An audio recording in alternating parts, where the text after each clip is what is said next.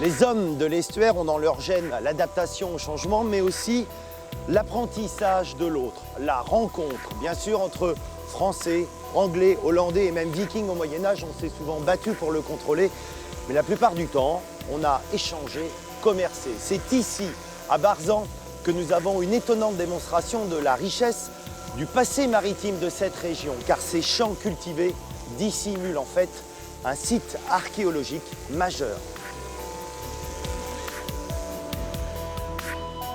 1975, un ingénieur passionné d'archéologie aérienne, Jacques Dacier, survole l'endroit.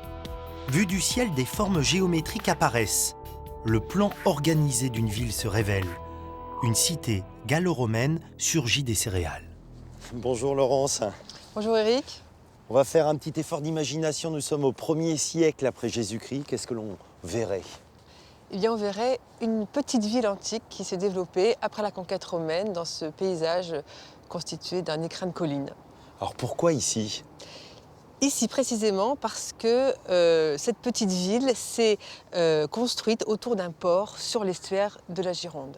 Mais il est loin, pourtant, Ah oui, cet mais estuaire. l'estuaire n'était pas du tout au même endroit à l'époque romaine. Vous savez que les rives de l'estuaire ont beaucoup évolué dans le temps. Et en réalité, il y avait une échancrure à cet endroit qui a permis sans doute de développer un port. Et c'est autour de ce port qu'on peut imaginer dans les champs aujourd'hui que s'est développée cette ville. Alors le port là, si on regardait, il serait où ? Alors, si on regardait, il serait au-delà de l'arbre. On distingue un champ qui est un petit peu en pente. Et c'est là que se trouverait le port, que les prospections ont montré que se situait le port. Et c'est un peu, si vous voulez, une image fossile de cette zone portuaire. Est-ce que c'était une cité importante ? Eh bien, depuis plusieurs années, les travaux archéologiques le montrent. Et c'est ce qu'on peut voir justement derrière nous. On y va ? Allez. Allez, je vous suis.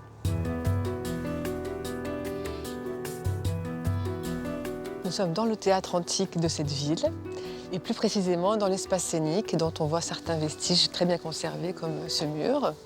Et au-dessus de nous, eh bien, se déploient les gradins qui se développaient tout le long de ce demi-cercle.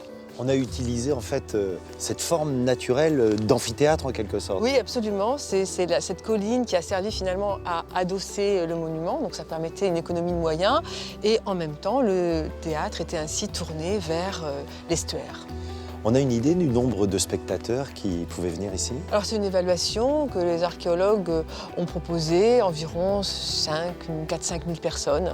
Une certitude, c'est qu'un théâtre, c'est un marqueur. Ah oui, ça, un théâtre, c'est un marqueur de romanité. C'est évidemment un des monuments les plus courants dans les villes romaines. C'est presque même, ça fait partie de l'équipement standard en fait, de ces petites villes qui se sont développées très rapidement après la conquête romaine sur tout le territoire gaulois. Peu à peu, au fil des études, des chantiers de fouilles, le site du Fat livre ses secrets. On sait que la ville était traversée par une grande avenue de 500 mètres de long, 20 de large, avec un immense portique au centre, des parures monumentales, une scénographie grandiose. Au bout de cette avenue, un sanctuaire imposant. Il faut oublier ce moulin installé au XVIe siècle pour imaginer à la place un immense temple. C'était un temple qui dominait la ville, c'était un temple circulaire, construit sur un socle, ce qu'on appelle un podium très haut qui faisait à peu près 3 mètres de hauteur. Et au-dessus de ce podium, il y avait une colonnade qui encerclait une pièce centrale qu'on appelle la cella, qui était le lieu par excellence. C'est là où les prêtres officiaient. Donc un diamètre de 36 mètres et environ, bien sûr, et une hauteur d'environ 36 mètres, évaluée par l'archéologue, architecte qui a fait l'étude. 36 mètres, c'est quand même extrêmement haut. C'est énorme et c'est pour cette raison qu'on imagine que ce monument devait servir d'amère. C'est-à-dire que les navigateurs qui arrivaient depuis l'estuaire le voyaient de très loin et c'était un peu comme un signal de la ville. Juste à côté du temple, les thermes. Vestiaires, salles tièdes, étuves faisant office de sauna, bassins chauffés par 2 foyers, palestres, c'est-à-dire salles de sport, tout y est. Le lieu était richement décoré, à l'image de la ville.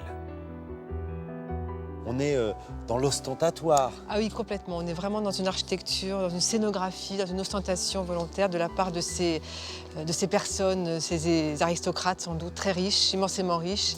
Ces riches mécènes, ils tiraient leur fortune de leur exploitation agricole, mais pour faire de l'argent, il faut vendre, donc il faut exporter. Oui, bien sûr. Alors on a des traces ici, des marqueurs très importants de ce commerce à travers un monument comme les entrepôts qui s'étendent sur plus de 3000 m² et qui sont assez emblématiques justement du poids économique de cette ville et qui, associés au port, montrent l'impact qu'a pu avoir cette agglomération, à la fois sur le plan régional, mais bien au-delà sans doute, vers la Méditerranée, vers l'Espagne, vers l'Angleterre. Enfin, actuellement l'Angleterre, autrefois la Bretagne. Au IIIe siècle, cette ville va quasiment totalement disparaître. Pourquoi ?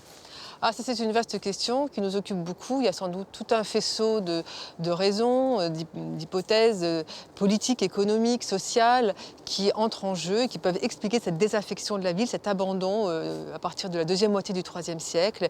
Et parmi toutes ces raisons, eh bien, il faut évoquer aussi la modification peut-être du littoral et l'envasement du port qui a pu être un des facteurs d'abandon. La ville était née du fleuve. Et elle a été emportée peut-être en partie par le fleuve.